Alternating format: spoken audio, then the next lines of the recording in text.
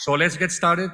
Please, if you manage your time well and use the 5 minutes allocated, we will go for a second round, 1 minute, last thoughts and signals for going forward. So please, so let's start with Alan. And in terms of your takeaways from this year's forum and how this can inform and support the debates happening in the context of the convention you're presiding, in more general terms around combating desertification.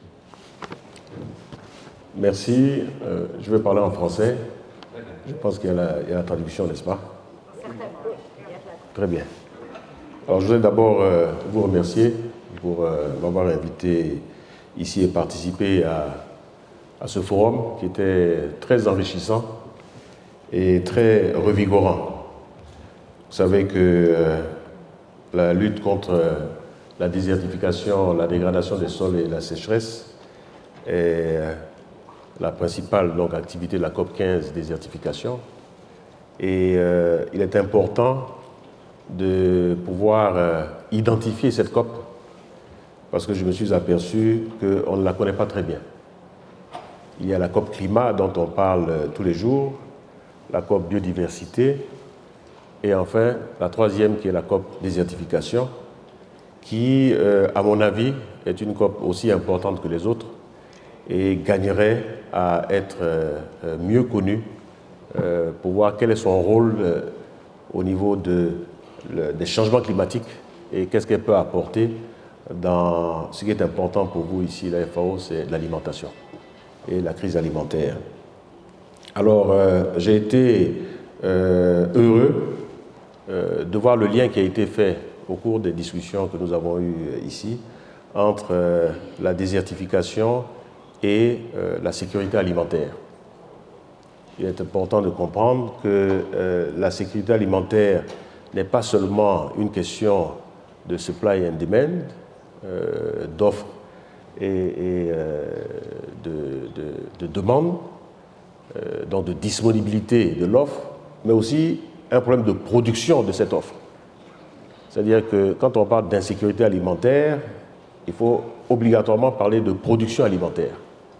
Et la production alimentaire ne peut se faire qu'à partir de sols sains, avec une agriculture saine et une agriculture qui nourrit son homme, c'est-à-dire qui nourrit les producteurs. Et aujourd'hui, la désertification, la dégradation des sols est en train d'être un problème mondial et n'est plus un problème que des pays autour du Sahel, autour du désert. Quand on parle de désertification, on pense au désert. Ce n'est plus le cas aujourd'hui. Ce n'est plus seulement les pays africains ou les pays moins développés, les pays pauvres, mais aujourd'hui, la sécheresse, la dégradation des sols atteint le monde tout entier. Ici en Europe, on parle de sécheresse en Espagne, on parle de sécheresse au Portugal, on parle de sécheresse en France, on parle de sécheresse en Italie. Ça, c'est pour l'Europe. Sans oublier les États-Unis, où on parle de sécheresse aujourd'hui aux États-Unis. On parle de sécheresse au Brésil, notamment en Amazonie, et également en Asie. Donc la sécheresse est en train de gagner le monde entier et devient un problème mondial. Et il faut qu'on puisse lier cela donc, à l'insécurité alimentaire qui, par la dégradation des sols, donc, est en train de faire beaucoup de dégâts dans le monde. Aujourd'hui, quand on prend la zone autour du Sahel, donc en Afrique, autour du Sahel, il y a des pays qui sont en train de se désintégrer, littéralement, à cause de la sécheresse, à cause de la dégradation des sols, puisque les populations locales n'ont plus de quoi se nourrir, n'ont plus de quoi produire, n'ont plus de revenus. Et donc, la jeunesse, principalement, est aujourd'hui confrontée à l'oisiveté, mais à la délinquance également. Et c'est ce qui provoque dans certains pays la montée de l'extrémisme, du djihadisme, du terrorisme, parce que ces personnes-là, ces jeunes, n'ont pas de travail et sont facilement, je dirais, recrutés par des organismes qui leur proposent autre chose. Mais cette dégradation des sols provoque l'insécurité alimentaire, d'accord, mais aussi et surtout la migration des populations.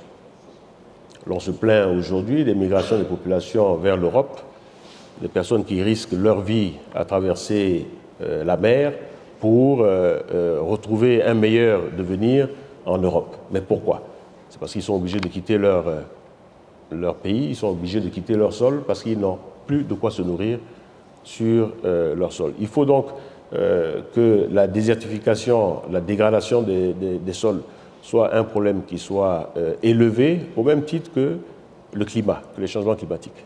Et c'est important de le savoir, important d'en parler, et important d'attirer l'attention de nos dirigeants, d'attirer l'attention de nos populations sur ce problème et permettre, et je l'ai vu ici, avec les innovations que l'on peut apporter, innovations technologiques aujourd'hui, qui permettent de faire évoluer notre agriculture tout en respectant donc la nature, tout en respectant les sols et en donnant du travail à tout un chacun.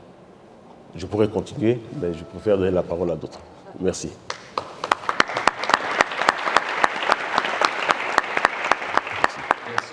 Merci beaucoup, Alain, and thank you for pitching and raising the importance of desertification, dry spells, its connections to climate change and what's happening to soils and relation to youth, etc. So your points are very well taken, and again, we need to have transdisciplinary ways to address the issues around desertification.